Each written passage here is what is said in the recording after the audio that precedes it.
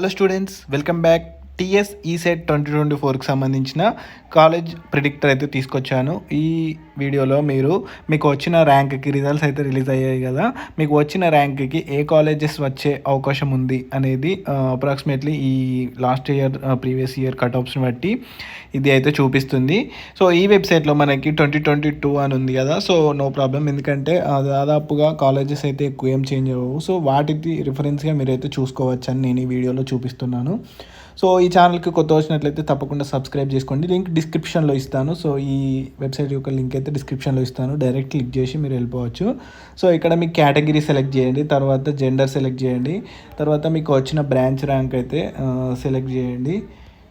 Select చేసిన తర్వాత నేను ఒక ర్యాండమ్గా ర్యాంక్ అయితే ఎంటర్ చేశాను. మీ ఇంటిగ్రేటెడ్ ర్యాంక్ ఎంతనో ఎంటర్ చేయండి. చేసిన తర్వాత మీ బ్రాంచ్ ఏదో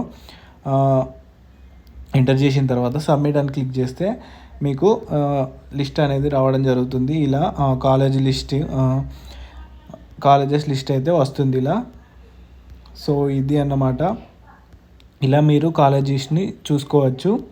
ఇదంతా కాలేజెస్ లిస్ట్. ఇలా మీరు కాలేజ్ని అంటే ఈ కాలేజెస్ మీరు సర్వే చేసి మీరు అనలైసిస్ చూసుకోవచ్చు.